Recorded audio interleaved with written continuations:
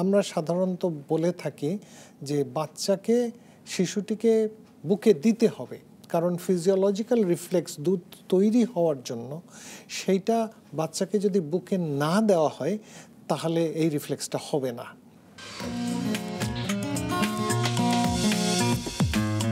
বাংলাদেশের পার্সপেক্টিভে অথবা south Asian সাবকন্টিনেন্টের পার্সপেক্টিভে এটার কি কোনো পরিসংখ্যান আছে?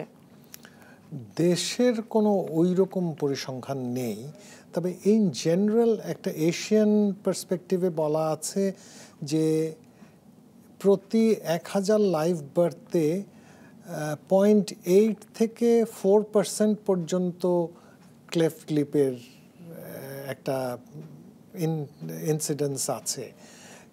এই জিনিসটা আবার আফ্রিকান পপুলেশনে অনেক কম, কিন্তু আমাদের দেশে ইন জেনারেল আনুমানিকভাবে এইরকম একটা ইয়ে আছে।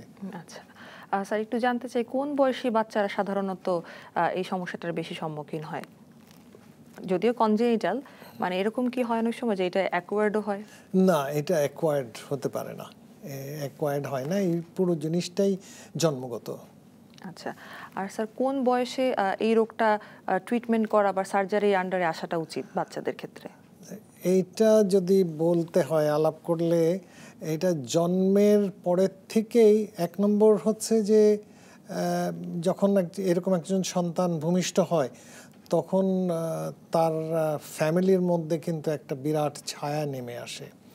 তো আমি এরকম অবস্থার জন্য বলবো যে না, এইটা মন খারাপ করার বা ইয়ে করার কিছু নেই। এইটার চিকিৎসা আছে এবং ভালো চিকিৎসা, উন্নত চিকিৎসা আমাদের দেশেই পাওয়া যায় এবং সকলের জন্যই পাওয়া যায়। তো প্রথমত বলতে গেলে যে একেবারে জন্মের পরে এদের খাওয়ানোটা হচ্ছে খুবই প্রয়োজন। অনেকে মনে করেন ঠোঁট কাটা তালু কাটা হলে মায়ের বুকের দুধ খেতে পারবে না। এইটা যদি শুধু ঠোঁট কাটা থাকে তাহলে বাচ্চারা মায়ের দুধ খেতে পারবে এবং তাদেরকে মায়ের বুকের দুধ স্বাভাবিকভাবে দেয়া যাবে।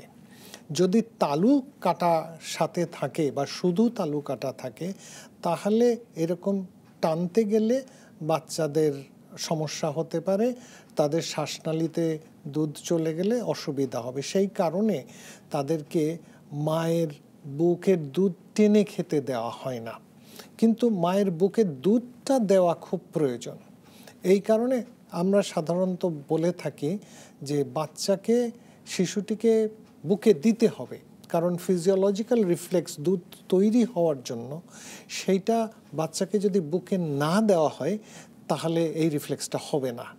সেই কারণে ওদেরকে বুকে দিতে হবে এবং বুকে দিলে পরে বুক যখন ভার হয়ে যাবে তখন পাম্প দিয়ে বা গেলে এই দুধটা চামচ দিয়ে অথবা নাকে নল দিয়ে খাওয়ানো সম্ভব এবং তাতে শিশুটির পুষ্টিটা ভালোভাবে ডেভেলপ করবে। আচ্ছা স্যার, আরেকটু জানতে চাই যে এই ক্ষেত্রে মানে মায়ের ভূমিকাটা কি? এই যে ফিডিং ডিফিকাল্টিটা ফেস করছে বাচ্চা শুরুতেই, মায়ের ভূমিকা হচ্ছে মা চেষ্টা করবেন সন্তানের জন্য যাতে সন্তানকে তার বুকের দুধটা খাওয়াতে পারেন যেভাবেই হোক। একটু কষ্ট হয়, বারে বারে খাওয়াতে হয় অল্প অল্প করে, যাদেরকে চামচ বা ড্রপার দিয়ে খাওয়াতে হয়, তালু কাটা আছে, চামচ বা ড্রপার দিয়ে খাওয়াতে হবে, ঠিক আছে। এদের খেয়াল রাখতে হবে যে এরা অনেক ঢোক গেলার সময় অনেক বেশি হাওয়া খায়, এই কারণে তারা একটু কিছুক্ষণ খাওয়ার পরেই তারা আর খায় না, তাদের পেট ভরে গেছে। কিন্তু পেট শুধু যে দুধ দিয়ে ভরে গেছে তা না, এখানে হাওয়া দিয়েও ভরে যায়, এই জন্য তাদের ঢেকুর তুলতে হয় ঘন ঘন। এই পেট ভরে গেলেই তাদের ঢেকুর তুলতে হবে। দেখা গেছে যে যদি কথার কথা বলি যে নর্মাল বাচ্চাকে যদি 2 বার ঢেকুর তোলা হয় তাহলে এই ধরনের বাচ্চাদেরকে 4 বার ঢেকুর তুলতে হবে, তাহলে তারা পরিমাণ মতো দুধটা খাবে, আর নয়তো তাদের দুধের পরিমাণ কম হবে এবং পুষ্টিটা কমে যাবে। আচ্ছা স্যার, আরেকটু জানতে চাই এখন আপনার কাছে যে মানে কত বছরের মধ্যে বা কত মাসের মধ্যে এটা কারেকশন করলে ভালো? অস্ত্রোপচারের ব্যাপারটা হচ্ছে যে ঠোঁটের কাটা থাকলে এইটা 3 মাস বয়সের পরে যে কোনো সময় করা যাবে।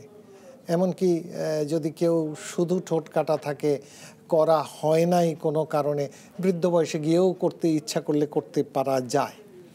তবে আমরা বলি সাধারণত যে 3 মাস বয়সের পরেই করে নিতে, এবং তালু অপারেশন করতে বলা হয় বাচ্চাটি কথা বলা শুরু করবার আগে। সাধারণত আমাদের দেশের বাচ্চারা অ্যাভারেজে 1 বছর বয়সে কথা বলে, সেই জন্য আমরা বলি 10 মাস পূর্ণ হয়ে গেলে 10 মাস থেকে 12 মাসের মধ্যে অপারেশনটা করে নিতে। এটা এমন না যে 12 মাস 2 দিন হলে অপারেশনে ক্ষতি হয়ে যাবে, তা নয়। 15 মাস, এমনকি কোনো কোনো সময় 18 মাস পর্যন্তও দেখা গেছে যে তেমন কোনো সমস্যা দেখা দেয় না। তো উদ্দেশ্য হচ্ছে যত তাড়াতাড়ি আমরা করতে পারি তত ভালো।